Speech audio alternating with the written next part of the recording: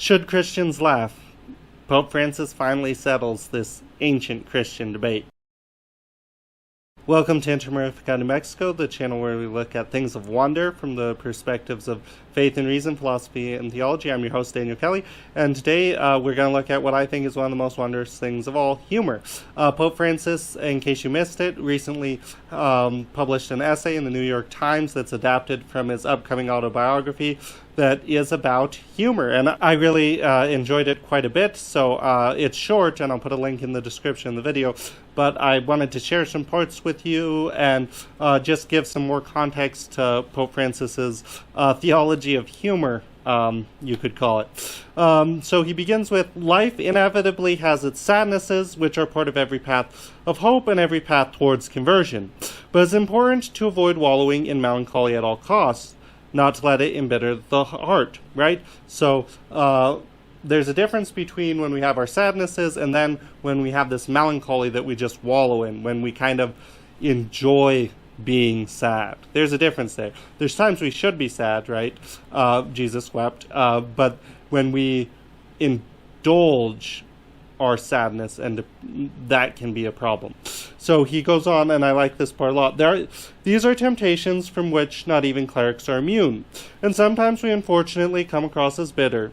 Sad priests are more authoritarian than authoritative, more like old bachelors than wedded to the church, more like officials than pastors, more supercilious than joyful, and this too is certainly not good. I really like that. More like old bachelors than wedded to the church.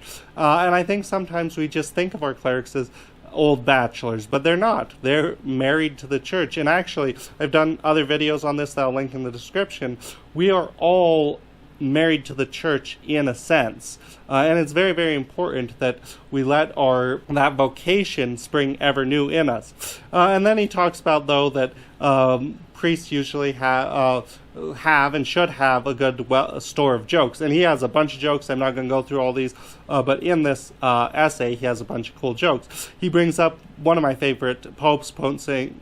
John the 23rd. Pope St. John the 23rd, one of the biographies of him is called The Pope Laughs, and it's an okay biography. It's not great. It has a lot of jokes and stuff that he'd do that I find really cool, and just humorous stories. Like when Pope John the 23rd, he had a bunch of brothers, but he's the only one who had ever left their family farm, and he invites them to a big state dinner, and they're late. This is a true story, and they're late coming down, and he's all like, I better go check on my brothers, like, I lost them, and he goes up, and then he comes back down later, and he's laughing, and his brothers are with him, and the other people at the state dinner are like, hey, what took so long? He's like, well, these guys, they'd never been out where their wives weren't. They don't know how to tie a tie without their wives. So that's just kind of humorous, and Pope John the 23rd had a bunch of humorous stories like that they like to tell. So Pope Francis shares one of Pope John the 23rd's jokes that I think is really good. It often happens at night that I start thinking about a number of serious problems. I then make a brave and determined decision to go in the morning to speak with the Pope. Then I wake up all in a sweat and remember that the Pope is me. And Pope Francis adds how well I understand him. And then he goes on, he talks about how irony is very important, which I'm relieved. I think irony is a very important form of humor that makes us more human. He says, irony is a medicine not only to lift and brighten others, but also ourselves. Because self-mockery is a powerful instrument in overcoming the temptation towards narcissism. Narcissists are continually looking into the mirror, painting themselves, gazing at themselves. But the best advice in front of a mirror is to laugh at ourselves. It is good for us. I think that's advice we could all take. Like, yeah, we need to laugh at ourselves more.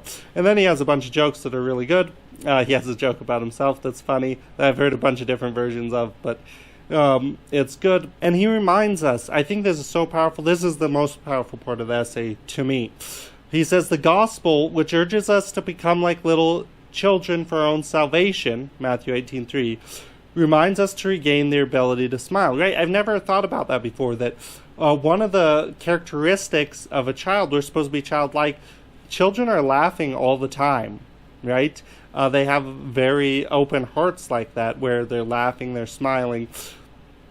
And he reminds us that that's part of the childlikeness that we're supposed to regain, that Christ says you need to be like a child to enter heaven. I never thought about that, but I think it's super powerful. And going on, talking about children later, he says, they are examples of spontaneity, of humanity. And they remind us that those who give up their own humanity give up everything. And that when it becomes hard to cry seriously or laugh passionately, then we are really on the downhill slope, right? Because children, they'll cry over anything, not anything, and we're not supposed to cry over anything, but they're not afraid to cry when they need to, and we shouldn't be. We should be open to being sad, but also happy. This stoicism is not a part of the Christian message. This kind of that we have to separate ourselves from the common emotions of men. Yeah, we need to control them, and our emotions are fallen, but we still need to live deeply. The saints don't feel less, they actually feel more. They're more alive.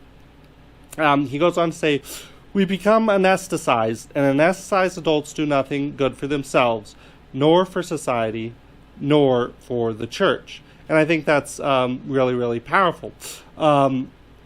So, in this vein, we've known for a long time that Pope Francis, one of his daily prayers is a prayer to St. Thomas More, one of my favorite saints, where he asked for good humor. And I think it's really important that we do that. Here's a part of that prayer that the Holy Father prays every day.